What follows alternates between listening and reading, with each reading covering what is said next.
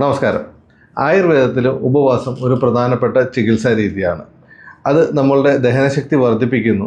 അതുപോലെ തന്നെ ടോക്സിൻസിനെ ശരീരത്തിൽ നിന്ന് എലിമിനേറ്റ് ചെയ്യാനും സഹായിക്കുന്നു. ദോഷങ്ങളെ അതിൻ്റെ സമാവസ്ഥയിലേക്ക് എത്തിച്ചിട്ട് മനസ്സിന് ശാന്തിയും നേരുന്നു. അതുകൊണ്ട് റമദാൻ നോമ്പ് ശരീരത്തിന് ഒരു ഡെയിലി ഡീടോക്സും അതേപോലെ തന്നെ മെറ്റബോളിക് റീസെറ്റുമാണ് ചെയ്യുന്നത്. നോമ്പ് നോക്കുമ്പോൾ വിശപ്പ് കഫദോഷത്തെ കുറയ്ക്കുകയും കൊഴുപ്പിൻ്റെ ദഹനം സംഭവിക്കുകയും ചെയ്യുന്നു. അതുവഴി ശരീരം ലഘുവാകുകയും ചെയ്യുന്നു. പിന്നെ ശ്രദ്ധിക്കേണ്ട കാര്യം എന്താണെന്ന് വെച്ചാൽ ഉപവാസം അവസാനിപ്പിക്കുന്നത് ലഘുവായിട്ടുള്ള ഭക്ഷണം കഴിച്ചുകൊണ്ടാവണം. ഉദാഹരണത്തിന് ജീരകവെള്ളം, കരിക്കും വെള്ളം, പഴവർഗ്ഗങ്ങൾ എന്നിവ ഉപയോഗിച്ചുകൊണ്ട് വേണം. പാക്കറ്റ് ജ്യൂസുകൾ നിർബന്ധമായിട്ടും ഒഴിവാക്കണം. അത് കഴിഞ്ഞ് സൂപ്പ്, കഞ്ഞി, പയർവർഗ്ഗങ്ങൾ മുതലായ ലഘുവായ ആഹാര പദാർത്ഥങ്ങൾ ഉപയോഗിക്കുക.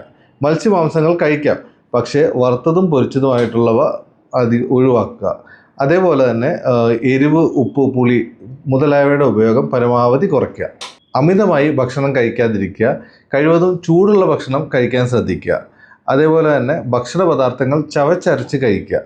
ഇങ്ങനെ ശരിയായ രീതിയിൽ നോമ്പ് നോക്കുകയാണെങ്കിൽ ബ്ലഡ് ഷുഗർ കൺട്രോൾ ചെയ്യാനും കൊളസ്ട്രോൾ, ജോയിൻറ്റ് പെയിൻ എന്നിവ കുറയ്ക്കാനും ഗട്ട് ഹെൽത്ത് ഇമ്പ്രൂവ് ചെയ്യാനും സ്കിൻ ക്ലിയർ ആക്കാനും മെൻ്റൽ പീസിനും വളരെ ഉത്തമമാണ്.